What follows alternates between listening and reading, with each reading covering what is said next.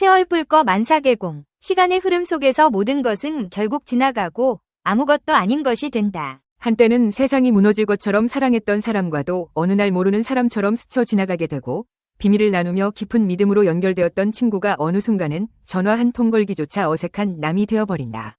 또 한때는 가슴 깊이 미워했던 사람과도 시간이 흐르면 마주보고 웃으며 인사를 나누는 날이 온다. 사랑이든 미움이든 시간이 흐르면 그 강렬했던 감정들도 흐릿해진다. 인간관계라는 것이 애초부터 그렇게 흘러가는 것이었음을 깨닫게 된다. 변해버린 사람을 원망하지 말고 떠나는 사람을 애써 붙잡으려 하지 말라. 겨울이 가고 봄이 오듯 계절이 아무리 길게 머물러도 결국엔 변화하는 것처럼 사람도 내 의지와는 상관없이 변하게 마련이다. 내가 무언가를 붙잡으려고 애를 쓰더라도 떠날 사람은 떠나고, 반대로 아무리 어려운 상황에서도 남을 사람은 무슨 일이 있어도 내 곁에 남게 되어 있다.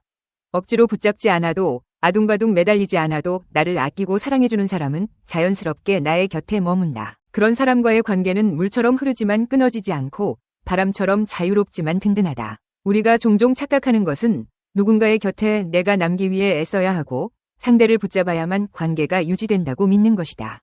하지만 정작 중요한 것은 나 자신을 지키는 것이고, 나를 사랑하고 존중하는 사람들과의 관계를 더 소중히 여기는 것이다. 인생의 비바람 속에서 우리는 더 단단해진다. 꽃은 비바람에 젖고 흙탕물을 뒤집어 쓰면서도 결국 피어난다. 아무리 척박한 환경이라도 꽃은 반드시 그 자리에 피어나듯 우리의 삶도 마찬가지다. 인생의 시련과 어려움은 때로는 흙탕물이 되어 나를 짓누르지만 결국에는 그 모든 것들이 나를 단단하게 만들어준다. 지나간 아픔과 상처는 다음에 내릴 비가 깨끗이 씻어주듯 결국 나를 더 나은 사람으로 만들어줄 것이다. 아기가 걸어다니기까지 무려 3000번을 넘어지고 다시 일어나며 걷는 법을 배우듯 우리 역시 인생에서 수없이 넘어지면서 배우고 성장한다. 넘어지는 것을 두려워하지 말고 다시 일어나는 법을 배우는 것이 중요하다. 나도 이미 3000번을 넘어졌던 사람이 아닌가. 그럼에도 지금 이 자리에 서 있는 나를 보면 작은 실패와 실수에 좌절할 필요가 없다. 실수는 누구나 한다. 중요한 것은 그 실수에서 배우고 앞으로 나아가는 힘을 기르는 것이다. 이 세상에서 가장 슬픈 것은 너무 이른 죽음이고 가장 불행한 것은 너무 늦게 사랑을 깨우치는 일이다. 삶은 생각보다 짧고 우리가 마음을 주고받을 수 있는 시간은 한정되어 있다. 하지만 우리는 그 한정된 시간을 사소한 일에 분노하고 나를 아끼지 않는 사람들에게 마음을 낭비하며 살아간다. 내 시간과 내 감정을 소중히 대하는 사람에게만 나를 나누어 줄 줄 알아야 한다. 지나고 나면 돌아오지 않는 소중한 순간들, 꽃과 같은 시간들을 가볍게 흘려보내서는 안 된다. 이 세상에 나보다 뛰어난 사람도 많고 부족한 사람도 많다. 그러나 아무리 잘난 사람도 하찮은 나무보다 클 수 없고 아무리 빠른 사람도 동물보다 느릴 뿐이다.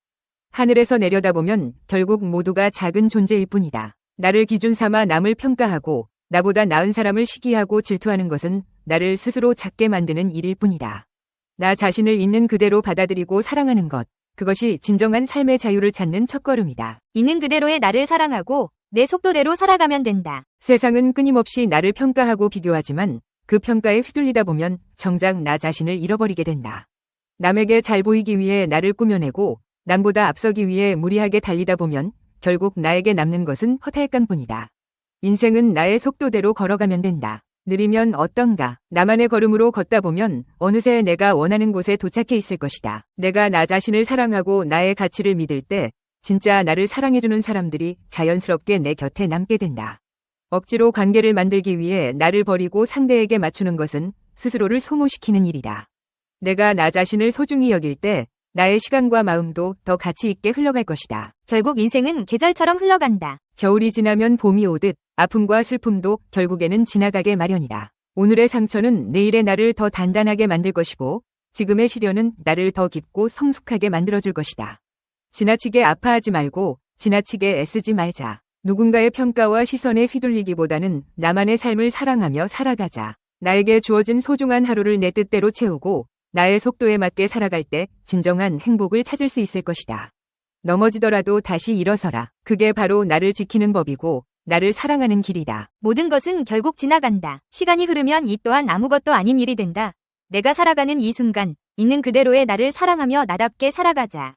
그렇게 살다 보면 어느 날 나의 삶이 꽃처럼 피어날 것이다. 세월의 강이 무얼 채우려고 하오. 인생 삼락, 그 씁쓸한 웃음 뒤에 인생 후반전에 깊어지는 성찰과 지혜가 묻어난다. 본전, 목숨, 비밀이 보장될 때 비로소 즐길 수 있다는 노름, 전쟁, 불행, 이는 인간의 욕망과 어리석음을 풍자적으로 드러내지만 동시에 삶의 불안정성과 위험을 암시한다. 불식 조금 짧은 시간도 헛되이 보내지 말라는 옛 성현의 가르침을 전하고 싶지만 쉽지 않다.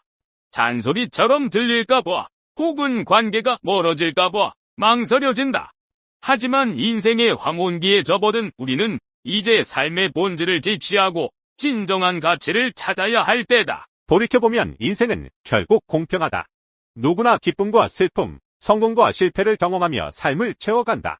남보다 앞서간다고 해서 반드시 승자가 되는 것은 아니다. 말은 달려봐야 그 진가를 알 수 있고 사람은 겪어봐야 그 깊이를 알 수 있는 법이다. 명심보감의 가르침처럼 분노와 증오는 결국 자신에게 상처를 남긴다. 칼을 휘두르는 순간은 짜릿할지 모르지만 칼에 묻은 피를 닦아내는 것은 고통스럽다. 인생은 끊임없이 밀려오고 밀려가는 파도와 같다. 다음 파도에는 무엇이 실려올지 아무도 예측할 수 없다. 이제 우리는 지식으로 살기보다는 마음으로 살고 마음으로 살기보다는 실천과 실존으로 살아가야 한다. 타인의 시선에 얽매이지 않고 자신의 내면을 솔직하게 마주하며 현재에 충실하게 살아가는 것이 진정한 자기 부활이다. 맹자는 하늘은 큰 일을 맡길 사람에게 시련을 내려 그의 마음을 단련시키고 타고난 본성을 회복하게 하여 능력을 발휘할 계기를 만들어준다고 했다. 사람은 역경 속에서 더욱 강해지고 성숙한다. 안락함에 안주하는 순간 우리는 성장을 멈추고 삶의 의미를 잃어버린다. 고신월자, 즉 외로운 신하와 버림받은 서자는 늘 위기를 경계하고 깊이 사색하며 삶의 지혜를 얻는다. 그들은 시련을 통해 더욱 강인해지고 현명해진다. 삶은 이겨내는 과정이며 살아간다는 것은 견뎌내는 것이다. 고난과 고통은 피할 수 없는 삶의 일부이다. 높이뛰기 선수가 자신의 한계를 뛰어넘기 위해 끊임없이 노력하듯 우리도 고난을 통해 더 높은 곳을 향해 도약할 수 있다. 고난을 극복하는 과정에서 우리는 지혜를 얻고 영혼은 성숙해진다. 세월의 강에 무엇을 채울 것인가? 존 러스키는 인생은 흘러가는 것이 아니라 채워지는 것이라고 했다. 흘러가는 세월 속에서 우리는 무엇을 흘려보내고 무엇을 채워야 할까? 이제 우리는 삶의 의미를 깊이 성찰하고 진정으로 가치 있는 것들을 채워나가야 할 때다. 후회 없는 삶을 위해 사랑하고 감사하고 배우고 나누는 삶을 살아가자.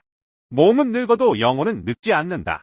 세월의 강의 아름다운 추억과 빛나는 지혜를 채워나가는 우리 모두가 되기를 바란다. 인생은 의미가 있는 것일까? 삶의 의미는 어떻게 찾을 수 있나? 우리가 삶에서 의미를 찾는 가장 중요한 이유는 우리가 언젠가 한 번 죽는다는 것을 우리가 잘 알고 있기 때문이다. 매일매일, 매 시간 그리고 매 초마다 우리가 소멸하는 순간을 향하여 가까이 가고 있다는 생각은 우리의 뇌리를 떠나지 않고 있다. 유명한 철학자들은 삶의 의미를 어떻게 받아들였을까? 세상의 모든 철학자들에게 물었다. 임마누엘 칸트의 경우에 인생의 의미는 자신의 도덕적인 의무를 다하는 데 있었다. 이러한 의미 규정은 상당히 무미건조한 것이었다. 장 자크 루소의 견해에 따르면 인간에게 본원적으로 주어진 천성에 따라서 살 수 있고 또 그렇게 사는 것이 허용되는 것이 삶의 의미를 되살리는 길이었고 따라서 인간은 자신이 진정으로 원하지 않는 것은 절대로 실천에 옮기지 말아야 하였다. 제러미 벤담은 자기 자신 및 여타의 사람들에게 가능한 한 가장 큰 쾌락을 제공해주는 것에서 인생의 의미를 찾았다. 칸트, 피히텔 그리고 헤겔과 같은 대철학자들은 철학사에서 잊을 수 없는 기념비적인 대작들을 남겼고 이들의 후예들은 이러한 업적들 앞에서 어깨를 추스르는 것 이외에 스스로 무엇을 해야 할지조차 모를 지경이었다. 철학이 인간 삶의 모든 질문에 대해서 그토록 위풍당당하게 일반적인 원칙을 밝혀놓은 적은 일찍이 없었음에도 불구하고 성공한 삶이 어떠한 모습인지에 대해서는 기대와는 달리 별다른 언급이 없었다. 아르투르 쇼펜하우어, 쇠렌 키에르케고르 그리고 루트비 포이어바흐 뿐만이 아니라 간접적인 방식까지 포함한다면 칼 마르크스까지 각각 자신의 방식을 이용하여 인생의 의미에 대해 새로운 답을 찾고자 시도하였다. 쇼펜하우어는 인간은 행복하기 위하여 존재한다는 주장에 대하여 강한 반론을 제기하였다.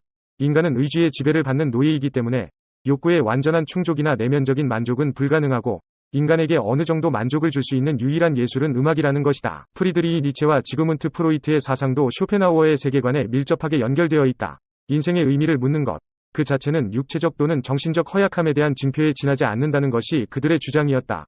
건강한 인간이라면 보다 나은 인생의 의미를 구할 필요가 없기 때문이다. 인간이 행복해지기 위해서 필요로 하는 것은 음악 또는 사랑과 일이었다. 에른스트 마흐의 경우에 인생의 의미에 대한 질문은 자아의 문제와 함께 다루어졌다. 나비의 자아는 애벌레와 더 이상 같지 않고 마찬가지로 어린아이와 성인의 자아는 서로 다르다. 따라서 인생의 모든 국면에 동일한 의미를 적용하는 것은 도움이 되지 못한다. 진정으로 중요한 문제는 감정이고, 이는 인생의 의미를 모두 함축하고 있다. 20세기의 중요한 철학자들은 인생의 의미에 대한 답변을 거부하였고, 심지어는 자신은 이를 답변할 만한 입장이 아니라고 해명하는 것이 또 다른 과제가 될 지경이었다. 이와 관련하여 특히 의미심장한 예는 루트비히 비트겐슈타인이다. 그의 입장에서 이러한 질문은 부질없는 것을 학문이라는 미명으로 다루는 것과 다름없었다. 이러한 질문의 성격상 긍정적인 대답은 불가능하다는 것이 비트겐슈타인의 의견이었다. 오랜 고심 끝에 삶의 의미가 명확해졌다고 생각하는 사람들도 정작 이러한 의미가 구체적으로 어디에 있는지를 말하기는 어렵다는 것이다. 사르트르는 이와는 달리 행동을 통하여 자기 자신을 실현시키는 데 인생의 의미가 있다고 보았다. 이 세계는 전체적으로 아무런 의미가 없기 때문에 자신에게 독자적으로 주어진 의미를 실현시키는 것은 한 사람의 자유의지에 속하는 문제인 것이다. 사르트르의 견해에 의하면 인간은 모두 미완성품으로 이 세상에 와서 지속적으로 완성을 추구하다가 때가 되면 사라지는 것이었다. 피터 싱어의 입장에서 보면 자기 실현을 통한 의미 추구는 많건 적건 간에 비사회적인 성격을 지녔다. 그의 입장에서는 공동체를 위한 선행을 하나라도 더 실천하여 이 세상을 보다 나은 곳으로 만드는 것이 무엇보다도 중요했기 때문이다. 우리가 삶에서 의미를 찾는 가장 중요한 이유는 우리가 언젠가 한번 죽는다는 것을 우리가 잘 알고 있기 때문이다. 매일매일, 매시간 그리고 매 초마다 우리가 소멸하는 순간을 향하여 가까이 가고 있다는 생각은 달갑지 않지만 우리의 뇌리를 떠나지 않고 있다. 수많은 고인류학자들은 죽음에 대한 인식을 인간과 동물을 가르는 구분으로 사용하기도 한다. 의미에 대한 질문은 인간에게만 나타나는 특별한 징표이고, 인간의 다른 인식들과 마찬가지로 개인적인 체험과 밀접한 관련이 있다. 따라서 우리가 찾고 있는 삶의 의미는 자기에게 독자적인 것이 된다. 그런데도 우리는 왜 자신에게 고유한 삶의 의미가 아니라 일반적인 의미를 이야기하고 있는 것일까?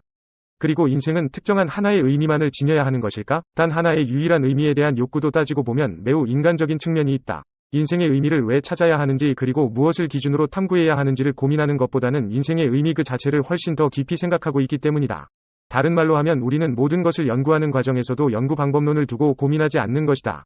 명석한 시인들은 이러한 상황을 다음과 같이 재미있게 묘사했다.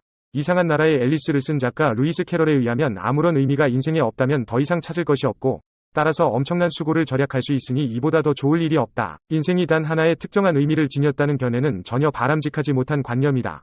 인생의 의미에 대한 탐구는 나이가 들어가면서 그때그때 변화하기 때문이다. 청소년들은 객관적인 의미와 더불어서 인생의 목표를 찾는 반면에 중년기의 인간들은 내 인생에 무슨 의미가 있는 것일까? 를 먼저 묻게 된다. 다른 말로 바꾸어 보면 나는 내 인생을 제대로 살았는가? 를 돌아보게 된다.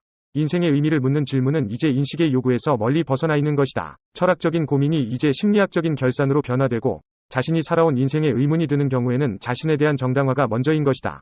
이 과정에서 의미보다도 더 중요한 것은 성취감이다. 내가 지금까지 했던 일들 중에서 나를 기쁘게 만들고 앞으로도 계속 기뻐할 일은 과연 무엇인가? 라는 질문이 남게 되는 것이다. 유용하게 보셨다면 검색창에서 성필원으로 인물 검색 부탁드려요.